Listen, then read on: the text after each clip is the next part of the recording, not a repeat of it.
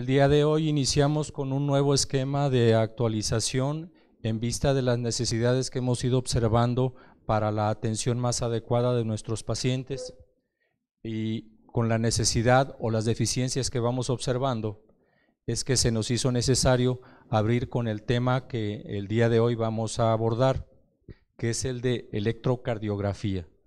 Con la necesidad de hacer una mejor valoración de nuestros pacientes y acercarnos un poco más a la patología o estar un poco más enterados en este tema, es que hemos invitado al doctor Humberto Álvarez López, que ya conocen todos ustedes, cardiólogo de este hospital desde hace 25 años aproximadamente, una persona, un médico bastante calificado en el área que maneja, con un profesionalismo que a todos nos consta y que agradecemos su cooperación para la presentación de este tema y espero que nos sirva a todos nosotros, dado que la calidad de esto y de la persona de la que proviene es por demás.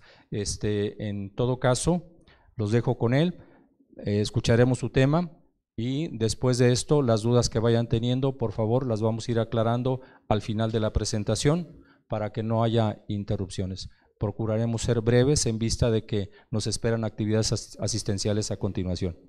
Adelante, doctor. Bien, buenos días. Quisiera saber cuánto tiempo tienen programado. Me dijo Rosy, ¿1 hora? Ándale, me ha dicho Rosy que 2, pero bueno. Bien, entonces intentaré ser más breve y más práctico.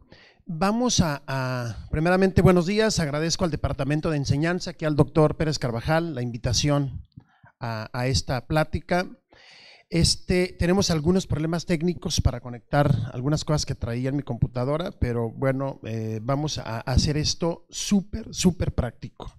La idea no es apantallar, no es confundirlos y que se den cuenta de que no saben, sino la idea es que salgan de la mejor manera aprendiendo a leer un electrocardiograma de una manera muy práctica.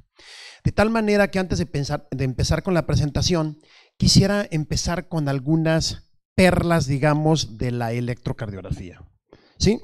El punto número 1 es que el tomar un electrocardiograma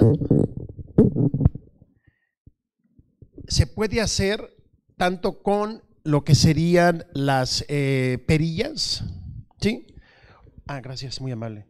Se puede hacer tanto con perillas como con electrodos. O sea, uno puede poner electrodos de 3M, de Kendall y poner algunos adaptadores y no deja chupetones en los pacientes. Entonces, quieren verse muy nice, quieren que no salga chupetones el paciente, que no se le estén cayendo las perillas, pues hay que ponerle adaptadores y ponerle electrodos como si fuera una prueba de esfuerzo en los pacientes, ¿sí? Hay pacientes muy delicados, hay pacientes que no quieren que le pongan esas cosas porque además quedan ahí marcados como si le hubieran, hasta moretones le salen. Entonces, esto es muy importante, que se pueden usar adaptadores, ¿sí? Adaptadores, y hoy en día quizás en la medicina privada, no la institucional en nuestro país, se usan estos adaptadores. Entonces nunca van a tener el problema de que se caen las perillas, ni que están enmohecidas, ni que se rompió todo este rollo, ¿no? Entonces, los adaptadores. Ahora, si estamos en un hospital donde usamos las perillas para tomar los electros, tenemos que tener cuidado de colocarlas primeramente bien, que esté bien colocados en el sitio donde les corresponde, que ya se supone que todos ustedes saben, ¿sí? Porque ya saben dónde va B1, B2, B3, ABR, ABL, todos lo saben, ¿sí? Todo eso lo tienen que saber, ¿sí? Y estas perillas, en algunos pacientes que tienen la piel muy flácida, ¿sí? Tienen la piel muy flácida, o en personas que tienen mucho vello corporal, pues se les cae la perilla, ¿sí? ¿Cómo creen ustedes que podría tomarse mejor? Ustedes le ponen alcohol o le ponen gel. ¿Cómo podrían tomar un electro sin que se caigan las perillas? ¿Alguien sabe? ¿Cuál técnica o cuál maña tienen para esto? ¿Tienen alguna? ¿No? ¿Alguna otra?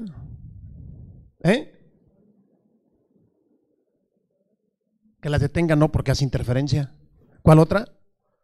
Bueno, les voy a decir que hay que echarle un chorro de gel. O sea, échale así chorro de gel y le ponen la perilla, y como la perilla absorbe de alguna manera el gel conductor, o sea, no es con alcohol, es con gel para que no se caigan. ¿Sí? Entonces no se les van a caer con gel. Si le echan un chorrote de gel a esa perilla que está cayendo, ya no se va a caer. ¿Sí? ¿Mande? A pesar de que sean del vello. O sea, con un chorro de gel, no importa el vello, hay más gel que vello. O sea, ya el gel se mete entre los vellos. Ya no hay aire, ya no se cae. ¿Sí? Entonces, esta es la técnica para que no se caigan, se llama gel. ¿Sí? Todo esto no viene en los libros, digo, es algo que tienen que saber. La otra cosa que tienen que saber es que el electro convencional, una vez que lo tomaron, no es el único electro que se toma. O sea, el convencional, todos lo saben tomar, ¿no? Pero hay electros no convencionales. O sea, a veces yo les digo, a ver, háganme unas derivaciones especiales. Hazme derivaciones posteriores, que son B7 o B8, que nunca las han tomado, ¿sí? Hazme las precordiales derechas, tómame un electro del lado derecho. Todas las precordiales van del lado derecho, al revés, B1, B2, B3, B4, B5, B6. Eso se hace, deberíamos de hacerlo en todos los infartos, ¿sí? Le toman el izquierdo y luego le toman el derecho, porque es la única manera en cómo van a poder detectar un infarto del ventrículo derecho. Si no, nunca van a saber que trae un infarto del ventrículo derecho. Si ustedes ya vieron que trae un infarto y que trae un infarto con elevación del segmento ST, lo siguiente es tomar un electro del lado derecho.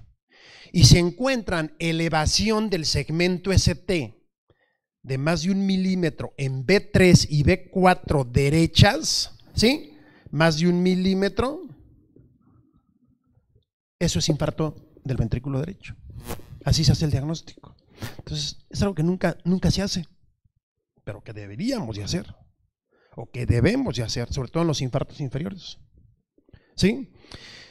Entonces, hasta aquí tiene que quedar claro la toma del electro, que deben estar bien colocados, y todo esto el paciente no se tiene que mover.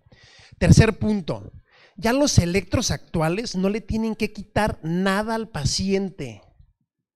O sea, ya muchos electros ya no son analógicos, son digitales, que el anillo, que la coqueta, que el reloj. ¿Para qué pierden tiempo? ¿Sí? O sea, no le tienen que quitar nada. Ya con los electros actuales yo tengo 20 años sin quitarles nada, ni el reloj del anillo, nada. ¿Sí? O sea, esto, de hecho, a veces en la medicina privada, por ahorrar tiempo, ¿para qué las bata y todo? Levántase la camisa, ahí le van, cuando se ponen electrodos y no lo vas a embarrar de gel porque son electrodos, no se va a embarrar de nada. O sea, te pones las perillitas rapidísimo, ¿sí? No se va a embarrar de nada su ropa y es muy rápida la toma del electro, ¿sí? Esas son algunas cuestiones prácticas. El tercer punto es que el electro tiene que estar bien programado, el cuarto punto, que tiene que estar súper bien programado, porque luego sale con la fecha del 2 de enero del año 2000, cuando estamos en 2019, luego lo desprograman, ¿sí? Sale con una calibración que no debe de estar, está mal calibrado, sale al doble de voltaje o con voltaje menor que el que debe tener, o sale sin nombre, sin la fecha, sin una serie de cosas que tiene que tener todo electro, fecha, hora y nombre, ¿sí? Porque imagínense, eso desde el punto de vista legal es muy importante, porque tú le puedes llevar a una demanda un electro del año 2000, ¿sí? Tiene que tener la fecha y la hora y el nombre del paciente a la hora de una demanda médica. Y el cuarto punto es que los médicos, parece ahora que con lo que sería toda la inteligencia artificial, pues también los electros no se escapan, ¿no? Y ahí viene mucho la interpretación de los electrocardiogramas en forma artificial. Cada vez, ya en un futuro, vamos a ver los electros, no en un futuro, ya los tenemos, los electros para iPhone. O sea, yo puedo tener un electrocardiógrafo en mi iPhone y le conecto al adaptador con todas las derivaciones, ¿sí? Electros portátiles de AliveCore, el electro con monitor de Apple Watch, ¿sí? Ya está todo lo de inteligencia artificial. ¿Qué es lo que a ustedes, aquí la mayoría son jóvenes, ¿sí? Les va a tocar o les está tocando? Y pues bueno, si el aparato va a saber más que ustedes, la interpretación, pues imagínense, pues van a prescindir o vamos a tener que prescindir de todos ustedes, ¿sí? ¿Qué tienen que saber en inteligencia artificial? Que los electros, o sea, ya tiene una serie de algoritmos, todo lo que es electrocardiografía, donde difícilmente, o sea, toman todas las mediciones y todo lo demás. ¿Qué tienen que saber lo primero? Que la inteligencia artificial o la interpretación automatizada tiene una excelente confiabilidad cuando diga normal. Dice normal, créanle. Normal. Sensibilidad, especificidad cercana al 100%. Cuando les dice anormal, infarto inferior, infarto con elevación, infarto antiguo, arritmia tal y todo lo demás, no le crean, ¿sí? Porque todavía si el paciente se movió, les va a decir, es interferencia, que tiene fibrilación auricular, ¿sí? O les va a decir que tiene un infarto antiguo y tiene otra cosa, o sea, tiene un bloqueo de rama. Entonces, pero cuando es normal, créanle, ¿sí? Entonces sí sirve para cuando es normal. ¿De acuerdo? Esto, por supuesto, que con una serie de algoritmos tendrá que ir mejorando y seguramente va a mejorar muchísimo. Y la otra cosa es que podemos aprender, sobre todo, arritmias mediante muchos simuladores hoy en día, ¿sí? Los simuladores vienen en YouTube, vienen simuladores del ACLS. Les sugiero que los utilicen para aprender arritmias. Que no le echen mucho rollo a la arritmia, si aprendan, tienen que saber, pero pueden saber mucho, tienen que saber, tienen que leer, tienen que estudiar, pero sobre todo tienen que saber identificar la arritmia, porque si pueden, si están, saben todo este rollo y en la práctica no identifican la arritmia, es como si supieran leer, jugar fútbol en el libro y a la hora de jugar no saben hacer nada, ¿sí me explico? Entonces, hay una gran diferencia entre saber y estar entrenado. Entonces, aparte de saber, tienen que entrenarse. O sea, y entrenar es la práctica, ¿sí? Es estar viendo. ¿De acuerdo? Bien, pues básicamente estos serían como los aspectos más importantes en este sentido que yo quería transmitirles, porque esto pues difícilmente viene en muchos libros. Y cuando uno quiere aprender electro rápido, lo mejor es agarrar un libro o un manual muy cortito, muy práctico, para que rápido se enseñen, y ya cuando quieren profundizar, agarrar un libro de texto mucho más avanzado. Bien, ya saben todos ustedes que la toma del electrocardiograma, donde se pone ABR, ABL, ¿sí? ABF, y acá se pone neutral, ¿sí? Esto cuadrito es la calibración. Esa calibración siempre la tienen que ver y siempre tiene que estar, a menos de que quieran ver algo especial, en 10 milímetros. Esto tiene que ser 10 milímetros, o sea, 2 cuadritos grandes, 10 milímetros, porque luego se meten en cuadritos chitos, cuadritos grandes y no le entienden nada, ¿sí? 10 milímetros tiene que estar, 10 milímetros igual a 1 milivolt, y el electro tiene que correr a una velocidad de 25 milímetros por segundo, ¿sí? Entonces aquí están eso hacen las derivaciones, D1, ¿sí? Entre brazo derecho, brazo izquierdo, D2 entre brazo derecho, pierna izquierda, y D3, sí, pierna izquierda, brazo izquierdo. Las precordiales, tomando como base el ángulo de Lewis, ahí están en el cuarto espacio, y luego quinto espacio es B3, B4, B5, B6, y B3 queda equidistante entre B3, entre B2 y B4, ¿sí? Bien, esto se le llama plano, a las derivaciones de los miembros también se le llama derivaciones del plano frontal, porque estamos viendo a la persona de frente, superior, inferior, izquierdo y derecho, y de ahí sale el triángulo de Einthoven. Y esto, el plano transversal, esto por eso se llama transversal, porque aquí está el corazón y aquí estamos viendo las diferentes derivaciones desde ese ángulo, ¿sí? Todas las derivaciones ven al corazón, nada más las ven desde diferente punto de vista o ángulo. Ya saben que en del plano frontal están las bipolares, que son D1, D2, D3, y las unipolares ABR, ABL y ABF, ¿sí? Todas las precordiales del plano transversal son unipolares. ¿De acuerdo? Todas son unipolares y acá hay 3 bipolares y 3 unipolares, plano frontal. ¿Dónde se va a calcular el eje eléctrico? ¿En las del plano frontal o las del plano horizontal? Frontal, porque es la que nos dice si está el eje a la izquierda o está el eje a la derecha. ¿Sí? O si está para arriba o está para abajo, ¿no? También. Entonces siempre va a ser en el plano frontal. Básicamente D1 y ABF. ¿De acuerdo? Bien. El sistema eléctrico cardíaco, todos ustedes lo conocen. El nodo sinusal, ahí está. El nodo AB. El haz de His. Rama derecha del haz de His, rama izquierda del haz de His, fibras de Purkinje. Y aquí están algunos haces internodales, Bachmann, Wenck-Bach y Torel. ¿Sí? Esta es una ramita que va hacia la aurícula izquierda. Y pues bueno, así es como está esto. Recuérdense que la única comunicación eléctrica que tiene que haber entre la aurícula y los ventrículos, la única que tiene que haber, se llama haz de His. ¿Sí? Entonces aquí hay tejido fibroso, en esta parte, aquí hay tejido fibroso. No tiene que pasar por ninguna otra parte la electricidad de las aurículas a los ventrículos.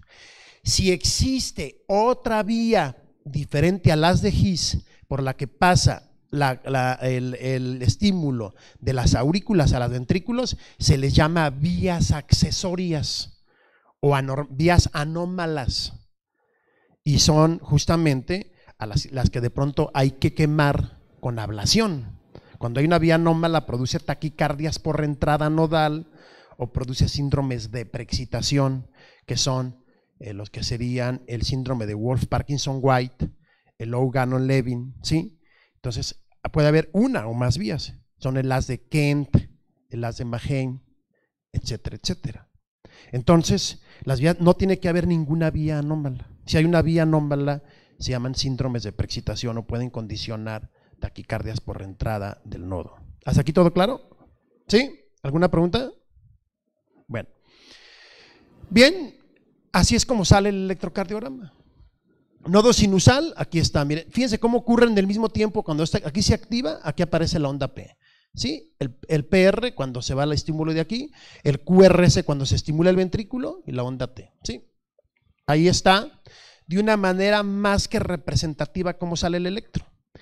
La onda P es la despolarización auricular, el QRS es la despolarización ventricular y la onda T es la repolarización ventricular, repolarización. ¿Sí?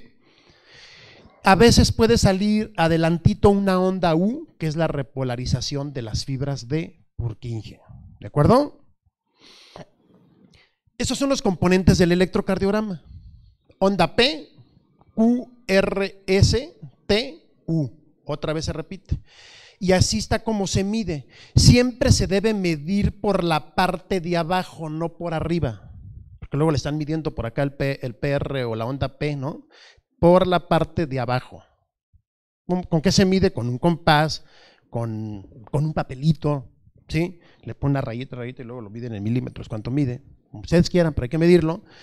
Y la onda P, el PR se mide del inicio de la P al inicio del QRS. Cuando incluye una onda se le llama intervalo. Intervalo PR, empieza desde el inicio de la P al inicio del QRS. Y los segmentos no incluyen la onda, el segmento PR es este. ¿Sí? Segmentos no incluye onda, intervalo incluye onda. Tiene depresión del segmento PR, aquí está segmento PR. Tiene alargado el intervalo PR, ¿sí? Está desde aquí hasta aquí. ¿Sí? El QR es este. Segmento ST es de aquí a aquí. Esto es el segmento ST. Segmento, intervalo incluye las ondas, la onda previa, incluye intervalo QT, empieza desde el inicio de la Q hasta el final de la onda T. El segmento ST no incluye ninguna onda, nomás es este pedacito. Tiene elevación del segmento ST, es este pedacito. ¿Sí? Tiene alargado el QT, tiene alargado desde el inicio de la onda Q al final de la onda T. ¿De acuerdo? ¿Sí? Punto J, este es el punto J, donde se termina el QRS y empieza el segmento ST, se le llama punto J. Muy importante el punto J. Hay enfermedades que se llaman síndromes del punto J. ¿Sí? Entonces, muy importante el punto J. ¿De acuerdo? Aquí está la onda T, la onda U y otra vez se repite. El segmento, el intervalo ST, aquí está, y el intervalo QT. El intervalo RR, pues es la distancia entre… ¿Qué intervalo RR tiene el paciente? Se mide desde una R hasta otra R. ¿Queda claro? ¿Alguna pregunta aquí? ¿No? Y esta se llama línea de base. La línea de base es…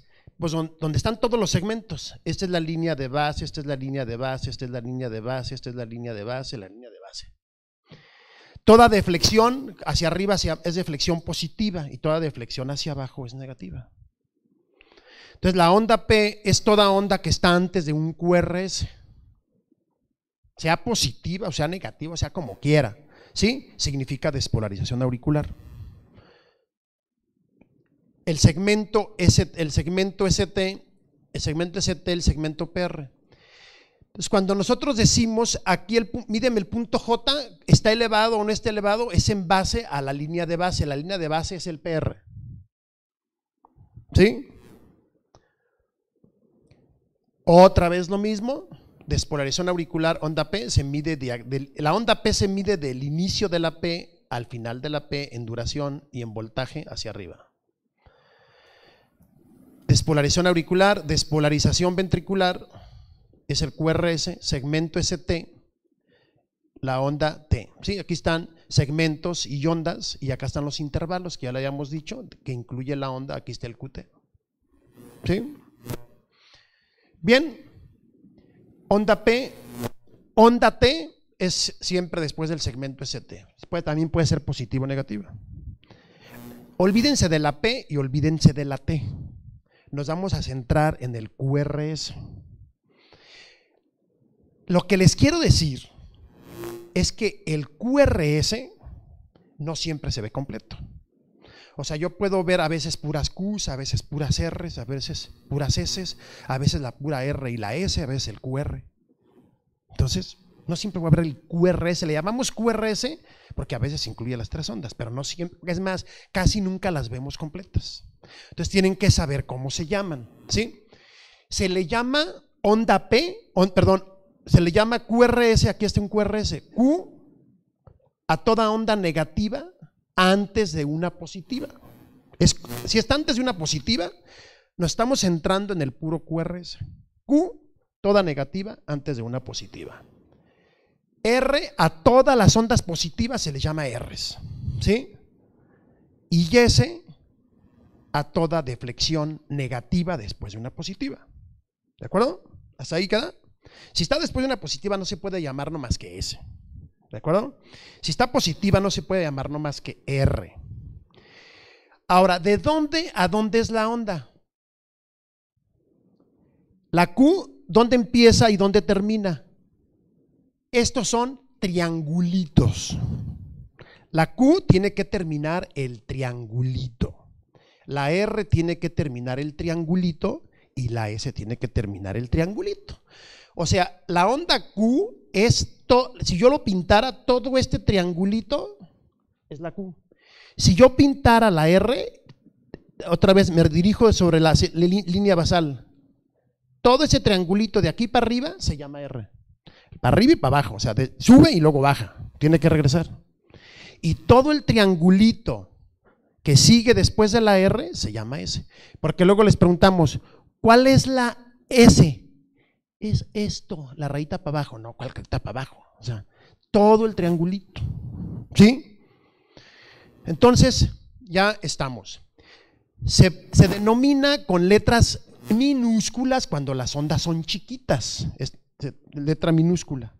Letra mayúscula, onda grandota. Aquí está una onda minúscula porque la Q es chiquita, una R mayúscula porque la R es grande y una S minúscula porque es chiquita. ¿Sí? Toda onda positiva se llama R, aquí está la R y una S chiquita. No estamos viendo el QRS completo. una R chiquita, una S chiquita, complejo RS minúsculas, ¿sí? QR, la pura Q, y ahí está la R mayúscula. Toda deflexión positiva se llama R. Entonces aquí tenemos dos R's, ¿sí? R chiquita, S chiquita, R prima mayúscula. A la que sigue después de la primera R se le llama R prima. Y se le tiene que poner esta rayita que no sé cómo se llama, apóstrofe, no sé cómo se llama, ¿sí? ¿Apóstrofe? Bien, entonces aquí tenemos una R chiquita, una S profunda, aquí tenemos una Q mayúscula, una R mayúscula. Cuando tenemos Q mayúscula hay que tener cuidado porque puede ser Qs patológicas. Las Qs patológicas son mayúsculas, o sea, son profundas, son grandotas. También son anchas y pueden estar empastadas.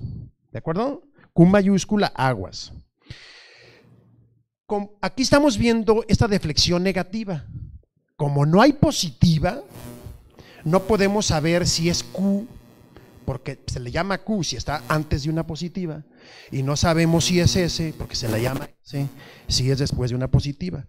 Se le llama complejo QS mayúsculas. Y también esos complejos QS aguas, porque muchas veces pueden ser como Qs patológicas, ¿sí? Porque se amputó el primer vector, etcétera, etcétera. ¿Alguna pregunta?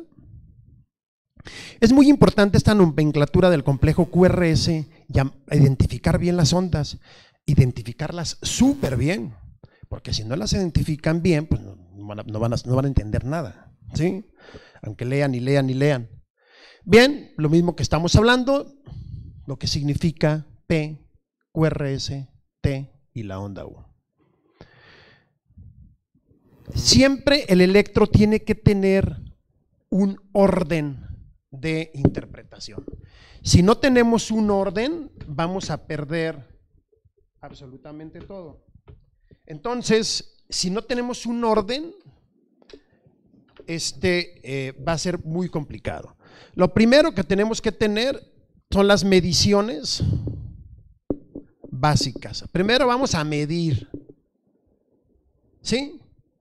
Una vez que medimos, vamos a hacer nomenclatura de ondas, o sea, vamos a ver esas morfologías de las que hablamos, ¿sí? O sea, vamos a ver morfologías, todas las morfologías, no nada más del QRS, sino de todas, ¿sí? Y una vez que vemos las morfologías, ya vamos a interpretar, ¿sí? Ya vamos a interpretar, o sea, electrointerpretar. Electro en 3 pasos, 3 cosas: medir, hacer morfología de ondas e interpretar. Así de fácil. ¿Qué vamos a medir? La onda P. Nos vamos por el orden del electro. Vamos a medir la onda P. ¿Qué sigue de la P? El PR, el intervalo PR, es el que se mide. Intervalo PR. Después sigue QRS, de lo que se mide. Y luego se mide el intervalo, lo que se miden son los intervalos, ¿sí? El QT, y aquí ponemos de una vez QT corregido, ¿de acuerdo? ¿Qué más se mide? Ritmo. Lo primero que tenemos que medir antes de estas ondas, lo primero sería ritmo, determinarlo, la frecuencia cardíaca y el eje eléctrico. ¿Sí? Esa sería la 4, la 5, la 6 y la 7. ¿Sí? Ritmo, frecuencia, eje, luego onda P, PR, QRS y QT. ¿Sí? Así de fácil. Ya que lo medimos, ya hicimos casi todo el trabajo. Ya vimos casi todo el electro. Ya nomás hay que ver las ondas. Hay que ver, oye, la onda P está aquí positiva, donde debe estar, el QRS, cómo están las ondas y cómo está la onda T. ¿Qué es lo que voy y cómo están los segmentos PR y el ST? Morfologías, ¿de cuál la voy a ver? De la onda P. Voy a ver la morfología del PR, si hay elevación del PR o depresión. Voy a ver la morfología del QRS, si hay Qs patológicas, si hay alguna otra alteración, RSR', etcétera, etcétera. Si hay microvoltaje, macrovoltaje, etcétera, etcétera. P, PR, QRS. ¿Qué más sigue? Eso es nomás de ver, no es de medir ya no estamos midiendo nada. PR, QRS, sigue, voy a ver el segmento ST, si está elevado, infradesnivelado o no. Y voy a ver la morfología también de la onda T. Bien fácil, otra vez vuelve a ver la morfología. Y ya se acabó a interpretar. Así de fácil. Si ustedes siguen este orden, nunca se van a equivocar. ¿Sí? Entonces, el ritmo normal siempre va a ser sinusal. Es el normal, el sinusal, el de no sinusal. ¿Y qué características tiene el ritmo sinusal? Ahí están. Que tiene que tener onda P y que la P siempre debe ser positiva, siempre, por eso están mayúsculas, en D1, D2 y ABF. Y siempre negativa en ABR. Si no, pues sería un ritmo no sinusal, puede ser cualquier otro. Después veremos arritmias, porque esta plática no va a alcanzar para arritmias, o sea, esta plática va a alcanzar para electrobásico. Ya sería, después haremos un curso de arritmias en urgencias, pero con un simulador, ¿sí? Pero ahorita lo que quiero es que entiendan más bien el concepto de lo que es el electro. Bien. ¿Y dónde viene aquí que frecuencia cardíaca de 60 a 100 y todo lo que les enseñaron, intervalos RR regulares? ¿Dónde viene? No viene. ¿Por qué? Porque, bueno, aunque vienen los libros, digo, ahora sí que es una opinión súper personal y que además se las puedo demostrar a quien sea, pues la bradicardia sinusal también es ritmo sinusal. Y la taquicardia sinusal también es ritmo sinusal. O sea, ¿por qué frecuencia cardíaca de 60 a 100? Y también las arritmias sinusal respiratoria también es ritmo sinusal, ¿sí? Entonces, eso de que el intervalo R sea regular y que la frecuencia cardíaca entre 60 y 100, como vienen en los libros, es así como nada más muy ortodoxo y pues bueno, nomás son dos criterios de ritmo sinusal. Tiene onda P y que la P sea positiva siempre en D1, D2 y ABF y siempre negativa en ABR. Si no está con esa morfología, si la onda P está positiva en ABR y negativa en D1, D2 y ABF, ¿qué sospecharíamos? Si estuviera positiva en la P en ABR. Lo primero, lo más frecuente, le cambiaron los cables, está el brazo derecho está en el lado izquierdo y está al revés. ¿Cómo se hace el diagnóstico de que están invertidos los cables? Viendo la onda P, que en ABR tiene que estar negativa, siempre tiene que estar negativa. Ya vieron cómo está, ya aprendieron lo de esto, ¿sí? Otra causa por la que la onda puede estar invertida, ¿cuál sería? Dextrocardia. ¿De acuerdo? ¿Qué es más frecuente, la dextrocardia o la inversión de cables? Van a haber 1 millón de inversiones de cables por una dextrocardia, entonces, pues lo más frecuente, ¿sí? Entonces, esta es una dextrocardia, pero en la dextrocardia no nada más aquí está negativa la onda P, pero también está negativa la onda T y también está negativo el QRS, ¿sí? Y está positivo todo, también el QRS en ABR, a diferencia de la inversión de cables. Y en la dextrocardia también podemos tener algo de microvoltaje en B4, B5 y B6. El QRS está chiquito en la dextrocardia. Entonces, si encuentro todo al revés, la P, el QRS, la T y el voltaje pequeño en B4, B5 y B6, debo sospechar que tiene dextrocardia. Bien, la frecuencia cardíaca, ya vimos este punto, ritmo. Ya vimos si es sinusal o están invertidos los cables, punto. Si no es sinusal, de eso no vamos a hablar ahorita, porque no sinusal es taquicardia ventricular, fibrilación auricular, todos esos, y eso es un tema de arritmias. ¿Sí? Nomás, no sinusal, tiene una arritmia. ¿Sí? Frecuencia cardíaca, método de 300, 150, 100, 75, 60, que todos saben. Y si no se lo saben, porque no se lo saben, a veces no se lo saben, ¿sí? Es bien fácil. Cuenten el número de cuadritos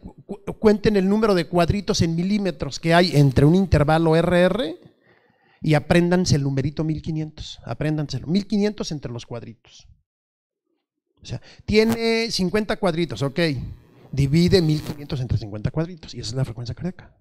Tiene 25 cuadritos, ok. Divides 1500 entre 25 cuadritos. Para eso van a necesitar calculadora o alguna cosa. La ventaja del de 300, 150, 100 es que rápido lo ven. es más rápido. Bueno, esos dos métodos sirven solo si no hay arritmias. Porque si hay una arritmia, los intervalos RR son tan diferentes que tienen que contar 30 cuadros grandes, es decir, 6 segundos y multiplicarlo por 10. ¿Sí? ¿De acuerdo? El eje eléctrico normal es de menos 30 más 90. Es el normal. Está a la izquierda si está más de 90 a 180, perdón, a la derecha, y está a la izquierda si está de menos 30 a menos 90, y extremo cuando está entre esto. Ritmo, frecuencia, eje. Terminamos, ahorita vamos a ver ya algunos ejemplos. La onda P, a mí me había dicho Rosy que eran 2 horas, por eso es muy cortito, 1 hora. La onda P, ya vamos aquí, onda P, lo máximo en altura son 2.5 milímetros, como máximo. Si mide más de eso, tiene crecimiento de la aurícula derecha. Así de fácil, estoy dando el concepto súper claro, deben tener muy buena memoria, espero que se aprendan todos los milímetros, todo lo demás, ¿sí? Y lo máximo que puede medir en duración es 0.12 segundos, ¿sí? Así se mide el voltaje, debe medir menos de 2.5 milímetros. Si mide más, tiene crecimiento de aurícula derecha. Y si mide más en duración, tiene crecimiento de aurícula izquierda. Así de fácil. ¿Sí? Entonces, nomás es medirle los milímetros y se mide por la parte de abajo. La mitad, si nosotros partiéramos la onda a la mitad, así la partiéramos con un cuchillo, la mitad es la aurícula derecha. O sea, de aquí para acá es la aurícula derecha, porque es la primera que se despolariza. Y de aquí, la segunda mitad es la aurícula izquierda. O sea, es la aurícula izquierda. Entonces, si crece la aurícula derecha, va a crecer la rama esta ascendente y crece para arriba. Y si crece la aurícula izquierda, va a crecer esta y crece para acá. Entonces, por eso es que aumenta en duración. Bien, entonces la onda P, si la vemos en D2, decimos la rama ascendente es la rama derecha y la descendente es la rama izquierda. Esto es lo normal. Crecimiento aurícula derecha, pues creció en voltaje y no la duración. Y aquí, si es bimodal, la onda P, el primer modo es la aurícula derecha y el segundo es la aurícula izquierda. Así se ve cuando hay crecimiento auricular izquierdo. Pero en B1 la onda P siempre tiene 2 modos, o sea, es difásica o bifásica. Siempre la parte positiva va a ser la aurícula derecha, porque siempre la primera parte es la aurícula derecha. Y la parte negativa, que es la segunda parte, va a ser la aurícula izquierda. Entonces, cuando crece la aurícula derecha, pues crece la parte positiva o las fuerzas, se llaman fuerzas iniciales de P. Y cuando crece la aurícula izquierda, pues crece las fuerzas terminales de P. ¿Sí? Y aquí termina. Entonces, siempre tienen que ver B1 en crecimientos auriculares. Aparte de medirlo en D2, siempre es D2 y siempre es B1. ¿Sí? Un crecimiento biauricular, aquí está el crecimiento en D2 de la aurícula derecha, mide más de 2.5 milímetros, y de la izquierda vemos el aumento de la segunda fase, que es la aurícula izquierda. Es un crecimiento biauricular. Sí, están crecidas tanto la aurícula derecha como la izquierda. Terminamos crecimientos auriculares. ¿Sí? Intervalo PR, vamos aquí. El intervalo PR debe medir de 0.12 a 0.20 segundos. Eso debe medir, ni menos ni más, 0.12, o sea, 3 cuadritos, 3 milímetros, hasta 5 milímetros, 0.12 a 0.20. Significa la conducción auriculoventricular. Si mide menos de 0.12, ¿en qué debemos sospechar? Si está muy rápida la conducción auriculoventricular, ¿en qué debemos sospechar? No tiene que ser rápida porque ahí está el retardo fisiológico en el nodo AB. Entonces, si está muy corto el PR, si mide menos de 0.12, debemos sospechar en una vía anómala que está conduciendo rápido. O sea, debemos sospechar en un síndrome de preexcitación. ¿Sí? Preexcitación, o sea, se estimula el ventrículo izquierdo antes de tiempo. Y si está retardado el intervalo PR, que es la conducción aurículo-ventricular, ¿qué sospechamos? Bloqueo AB. Si no hay PES bloqueada, siempre va a ser bloqueo de primer grado. Si no hay PES bloqueadas. Si mide más de 0.20 y no hay PES bloqueadas, se llama bloqueo AB de primer grado. Si hay PES bloqueadas, no más, es bien fácil, va a ser de segundo o de tercer grado, no hay más. ¿Sí? Si hay PES bloqueadas. Entonces, es así de sencillo lo de intervalo PR. ¿Sí? PR corto, aquí está muy cortito, el intervalo se mide de aquí a aquí. ¿Sí? PR corto. Si encontramos PR corto, se llama síndrome de preexcitación. Y si encontramos aparte este empastamiento antes de la R, este empastamiento que se llama onda delta, onda delta con PR corto, pues es un síndrome de Wolff-Parkinson-White, que hay típicos, atípicos y algunos no evidentes, donde vemos que el PR puede no estar corto, ¿sí? El QRS, ¿sí? Y vemos también de pronto no vemos bien la onda delta, está como poco perceptible. Bien, PR, vámonos a QRS, la medición es de 0.6 a 0.10 segundos, promedio 0.08, ¿sí? 0.6 a 0.10. O sea, 2 cuadritos y medio. Toda la duración del QRS, de donde inicia la Q al final. Si mide más de 0.10, si mide menos no pasa nada. Está flaquito ese QRS. Pero si está gordito el QRS, está ancho, QRS gordo, sospechen bloqueo de rama. ¿Sí? QRS gordo, ancho, sospechen bloqueo de rama. ¿Sí? Aquí hay varios con bloqueo de rama, ¿sí? Entonces, QRS gordo, bloqueo de rama, porque mide más de 0.10 segundos. Más de 0.10, de 0.10 a 0.12 es bloqueo incompleto y de más de 0.12 es bloqueo completo o avanzado de rama. Ya veremos si es izquierda o derecha. Bien, el voltaje del QRS. Decimos que tiene microvoltaje cuando el QRS mide menos de 5 milímetros, o sea, de altura, de voltaje o amplitud. Si mide menos de 5, es microvoltaje. O que la suma de D1, D2 y D3 sea menos de 15 milímetros, se le llama microvoltaje. Y macrovoltaje es el que aparece en los crecimientos ventriculares y hay que aplicar los índices. Eso es el QRS. Nomás, o sea, lo primero que tienen que hacer es medir. Ahora los electros nuevos ya miden todo. Más hay que ver las mediciones. ¿Sí? Ya lo miden y lo miden con un grado de precisión mayor que el de nosotros, pero de todos modos hay que tener cuidado porque a veces hay errores técnicos. Microvoltaje, ¿sí? Menos de 5 milímetros en las derivaciones de los miembros o menos de 10 milímetros en las precordiales, o menos de 15 milímetros la suma de D1, D2 y D3. ¿Cuáles son las causas del microvoltaje? La obesidad, el EPOC, el derrame pericárdico, el hipotiroidismo severo, enfisema subcutáneo, el infarto de miocardio masivo, ¿sí? Algunas cardiomiopatías. Recuerdo, aquí está un electro con microvoltaje. Lo que hay que ver primero es que sí esté tomado a la calibración normal, a 10 milímetros igual a 1 milivolt. Aquí está equivocado, esto tiene un crecimiento ventricular izquierdo, ¿sí? Aquí estamos viendo unas R's altas y unas S profundas. Tiene un voltaje muy grande de los QRS en B1, B2, ¿sí? Y muy alto en B5 y B6.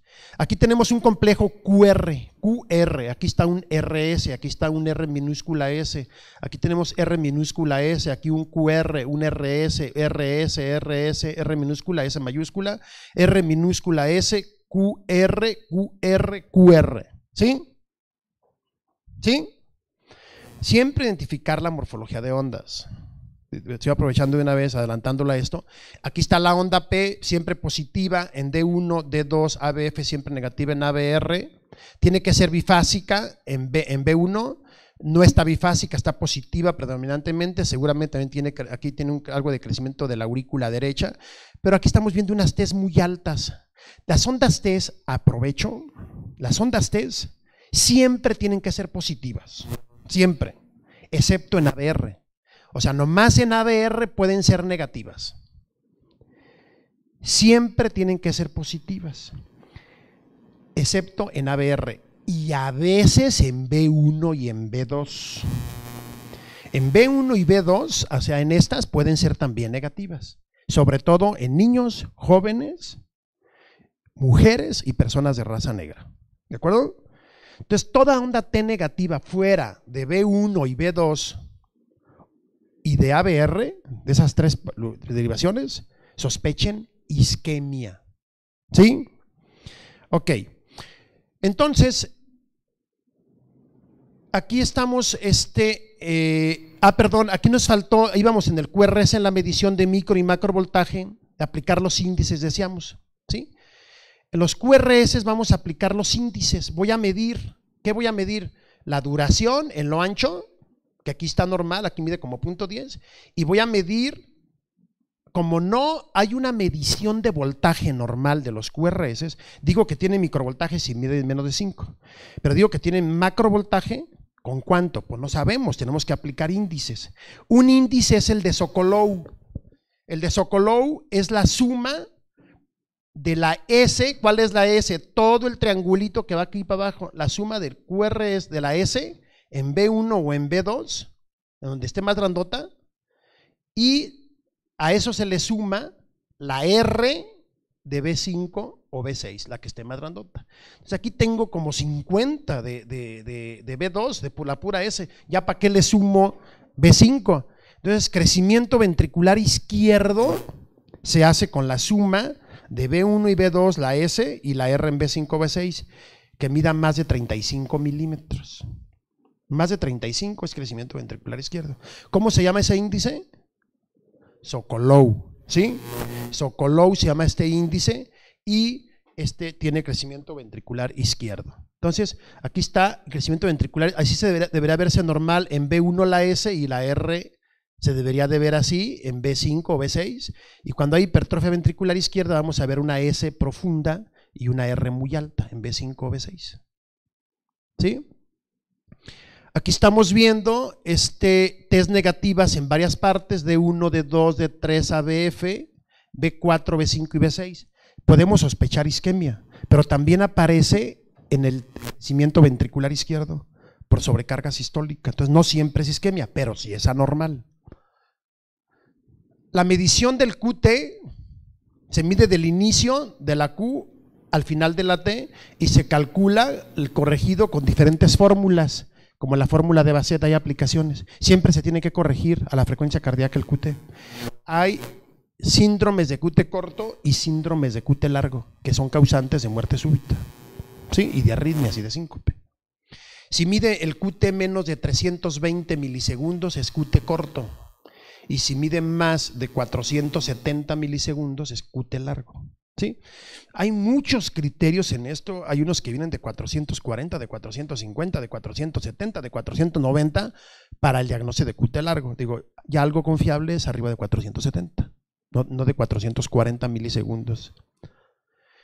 Bien, la onda P, decíamos siempre, ya pasamos para acá, morfologías, siempre negativas en ABR, ya lo comentábamos, pueden estar negativas en D3 y ABL ocasionalmente y siempre isodifásicas en B1, sí, evaluar si están acuminadas, bimodales, etcétera. Hay una entidad que también aparece en PES bimodales o que en ABF, si vemos PES bimodales en ABF o que esté isodifásica, ¿sí? Y un poquito prolongada la duración, más que pensar en crecimientos auriculares, lo que puede tener este paciente es un bloqueo interatrial. ¿Qué quiere decir? Que la conducción eléctrica de la aurícula derecha a la izquierda está bloqueada. Puede ser un bloqueo parcial o un bloqueo avanzado. Eso se llama síndrome de Bayes y nos dice, aguas, tiene fibrosis en las aurículas y por eso no conduce bien la electricidad de la aurícula derecha a la izquierda. Y si tiene fibrosis, aguas, porque si tiene fibrosis en las aurículas, ese paciente puede hacer fibrilación auricular.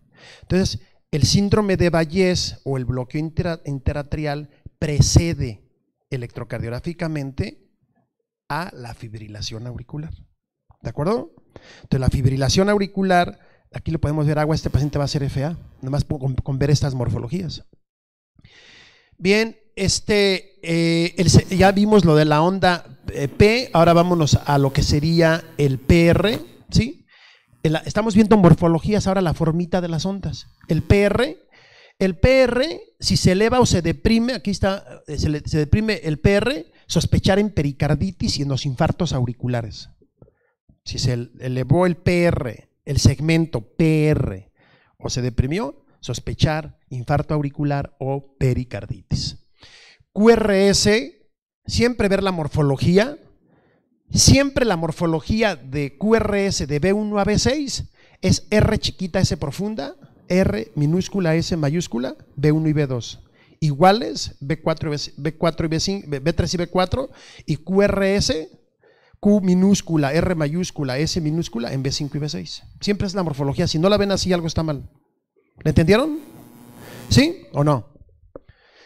En B1 y en B2 siempre van a ver la morfología RS en B1 y B2, y siempre van a ver RS en B4 y B5, y siempre van a ver el QRS en B5 y B6. La R va creciendo, ¿sí? Va madurando, ¿sí? Hasta que se completa el QRS.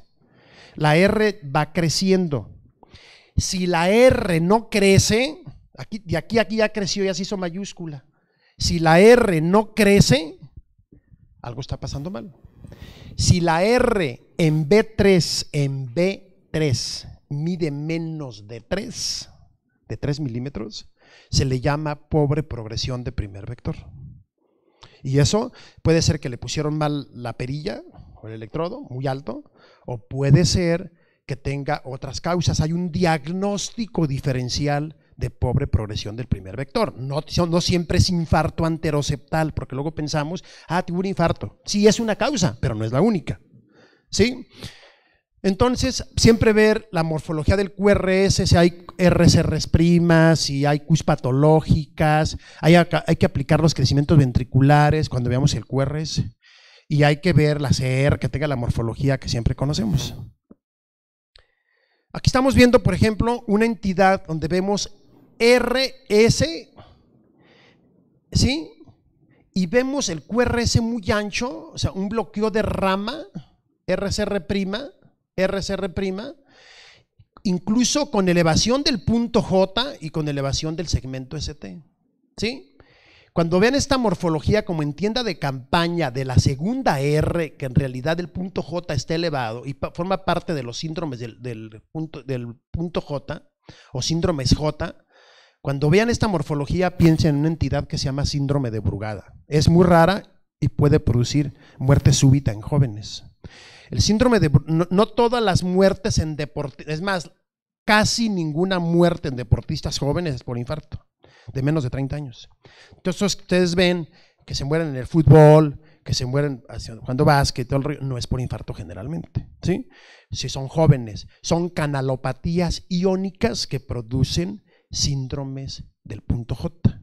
O sea, síndromes de Brugada, repolarización precoz que antes se consideraba benigna, que ahora ya no se considera tan benigna, etcétera, QTs largos, QT cortos, miocarditis, cardiomiopatía hipertrófica, anomalías congénitas de arterias coronarias. Hay otro diagnóstico diferencial de muerte súbita en jóvenes. Y a veces le hacen la autopsia y todo está normal, no tiene nada. ¿De qué se murió? No se infartó, no tiene nada. ¿De qué se murió? De tan mal lo que se vio, ¿no? Pero, ¿de qué se mueren esos pacientes? De canalopatías iónicas. Habría que hacerles autopsia molecular de los canales y toda la autopsia molecular química, analizar para saber de qué murió, y aún así el 50% no se sabe, ¿sí? Bien. Crecimiento ventricular derecho, la R más de 7 milímetros en B1 es crecimiento ventricular derecho, o que la de relación, siempre que vean la R más grande que la S en B1, sospechen crecimiento ventricular derecho. La elevación de lo que sería el segmento ST, ¿sí? cuando se eleva, vamos a ver el segmento ST, tiene que estar, vamos a ver primero dónde está el PR, que es nuestra línea de base, y vemos que el punto J está elevado. Si el punto J está elevado más de 1 milímetro con relación al PR, que aquí sí está, 1 milímetro, el punto J está aquí y está más de 1 milímetro con relación al PR, tenemos elevado el punto J. Y también tenemos elevado el segmento ST. ¿Sí? Si está más de 1 milímetro en 2 derivaciones o más, tiene que ser en 2 derivaciones o más, eso está mal. O sea, tiene elevación del segmento ST. Y hay un diagnóstico diferencial de elevación del segmento ST. En este caso es repolarización precoz. Repolarización precoz es una entidad benigna, generalmente se presenta en jóvenes, ¿sí? Muchos, si ustedes toman un electro, pueden tener repolarización precoz, ¿sí? Es una elevación que generalmente no excede 1 o 2 milímetros y que es generalmente en las precordiales izquierdas y también puede aparecer en la cara inferior, pero que es cóncavo, o sea, esto es cóncavo, no es una elevación convexa. Si es convexa, sospechar pericarditis o un infarto, sobre todo un infarto, ¿sí? Entonces, segmento ST es anormal las desviaciones de más de 1 milímetro en por lo menos 2 derivaciones de la misma cara y hay que evaluar siempre el punto J, ¿sí? Siempre evaluar el punto J. La importancia de la línea de base, aquí está la línea de base, es esta la línea de base. Q, el triangulito, la R, el triangulito, la S, el triangulito, segmento ST, el punto J ahí está y ahí está la onda T. Aquí entonces siempre aquí, por ejemplo, el punto J aquí está elevado, ¿sí? Ahí están todas las derivaciones, ¿sí? Aquí tenemos una elevación convexa o no cóncava del segmento ST y aquí está cóncava. Cuando es cóncava puede ser repolarización precoz y es menos probable que sea un infarto. Sin embargo, no lo puede excluir, tienen que tomar en cuenta todo el contexto clínico del paciente. ¿Cómo medir la elevación del punto J? Bueno, pues en relación a la línea de base, ¿no? No todas las elevaciones del segmento ST es infarto agudo del miocardio. Luego lo están trombolizando, ¿sí? Porque tiene elevación del segmento ST. Anormalidades electrolíticas, hipercalemia puede producir eso. Bloqueo de rama izquierda, elevación del segmento ST del punto J en B1 y B2. Aneurismas del ventrículo izquierdo, también por elevación del segmento ST, hipertrofia ventricular, síndrome de Brugada, taquicardia ventricular, pericarditis, infarto, contusión cardíaca, ondas de Osborn en la hipotermia o en la hipocalcemia y algunas variantes no ateroscleróticas de las coronarias como serían anginas de Prinzmetal o vasoespasmo. Y a causas patológicas de elevación del segmento ST, pues el propio infarto con elevación del segmento ST, ¿sí? Causas cardíacas, que es el más importante, pero también pueden ser pericarditis, aneurisma, síndrome de Brugada, bloqueo de rama izquierda. Hay otras causas no cardiológicas de elevación del segmento ST, como ustedes lo pueden ver ahí. Una de ellas es la hipercalemia, la hipotermia, la hiperventilación. Entonces, no toda elevación del segmento ST es infarto. Por si el paciente trae un cuadro clínico típico y tiene factores de riesgo y todo lo demás, entonces habrá que considerarlo. En el infarto agudo del miocardio, lo primero que se aumenta en la fase aguda es la onda T, empiezan a ser hiperagudas, luego se eleva el segmento ST y el punto J, y después aparecen la onda Q, o sea, evoluciona de derecha a izquierda, primero la T, luego el segmento ST y luego la Q, ¿sí? Evoluciona de derecha a izquierda, ¿sí? Isquemia, lesión, necrosis. Isquemia, onda T, lesión, elevación del segmento ST y necrosis, ¿sí? Entonces, eso es como va evolucionando, ese es un infarto con elevación del segmento ST. Aquí pueden ver ustedes el punto J muy arriba, pero son como 4 o 5 milímetros en D2, D3 y ABF, ¿sí? Si se fijan en el segmento ST, la elevación no es convexa, ahí está media cóncava, pero es muy, muy pronunciada, son 5 milímetros. Y está en un territorio D2, D3 y ABF, ¿qué cara es? Cara inferior o diafragmática. Entonces, si se afecta 12 derivaciones de la misma cara, sospechen que es si es difusa, sospechen pericarditis, pero si es de derivaciones de la misma cara, la elevación y aparte tiene imagen en espejo o cambios recíprocos en D1 y ABL que hay depresión del segmento ST, y también acá en B1, B2 y B3, ¿sí? Eso es un infarto con elevación del segmento ST. ¿Y qué más tiene ese infarto? Es un infarto inferior con elevación del segmento ST.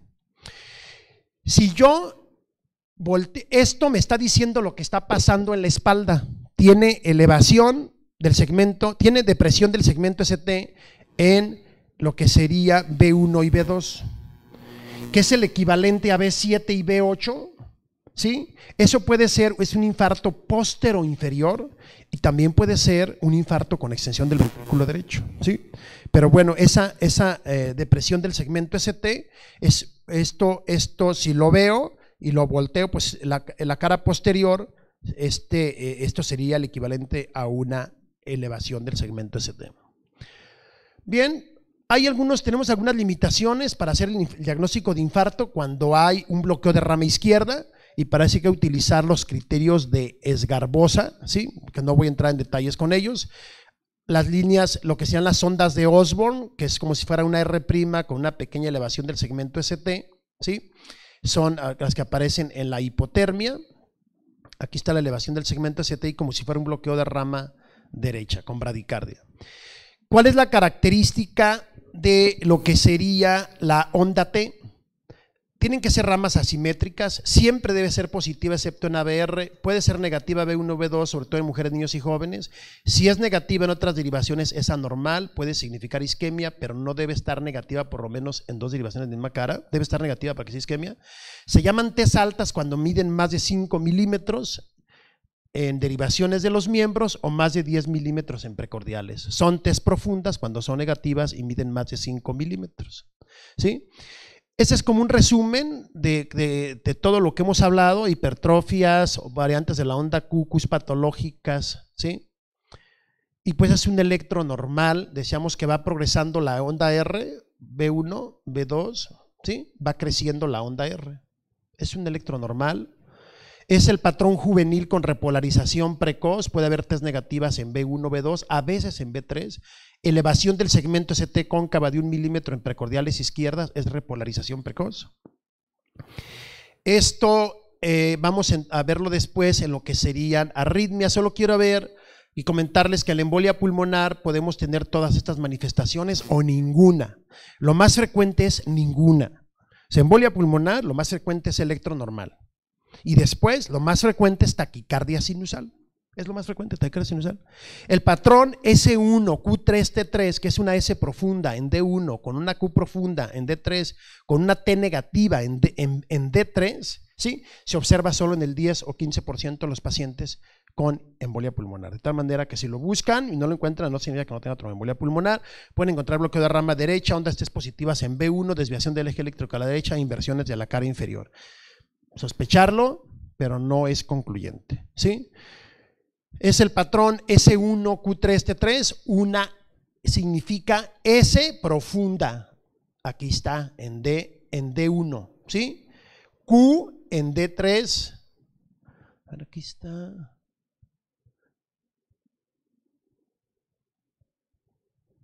No puede ser, no está, bueno, aquí no está, bueno, lo que significa es que tiene que haber una S profunda aquí en D1, una Q en D3 con una T negativa en D3. Ese es el patrón S1, Q3, T3, ¿sí? Que puede aparecer en la tromboembolia pulmonar.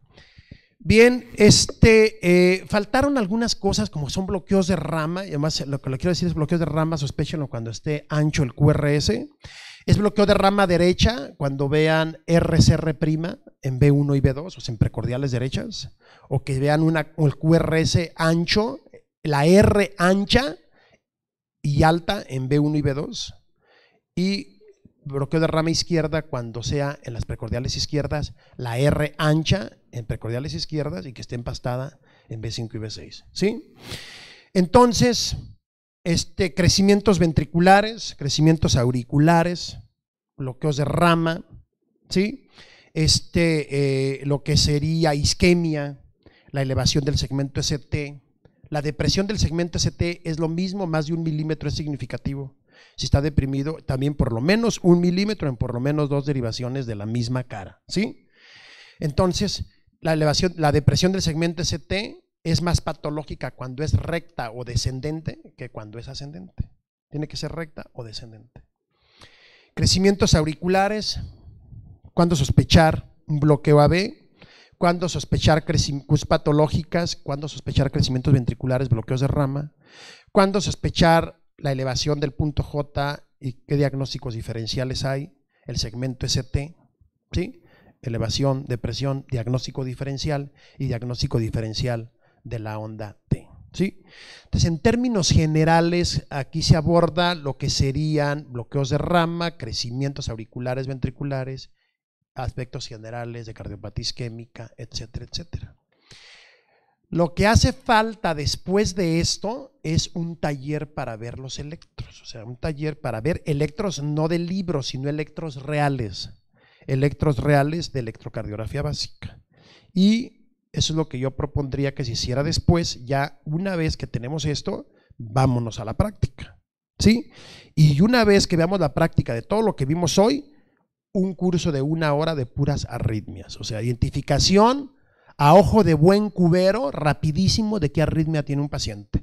¿Qué significa? Si ustedes llegan a una, si ustedes van llegan a un servicio de urgencias y ven un monitor, ustedes en menos de 15 segundos, 5 segundos, tienen que saber qué arritmia tiene. Tiene QRS angosto, tiene QRS ancho, es regular o irregular, y qué frecuencia cardíaca tiene, ¿sí? O sea, así de rápido. Y eso es muy factible, saberlo, ¿sí? Entonces, yo propondría que luego hiciéramos el taller de electros y luego el de arritmias. Básicamente porque el tiempo no ajusta, ¿no? ¿Sí? Muy bien, ¿no tengan alguna pregunta, algún comentario?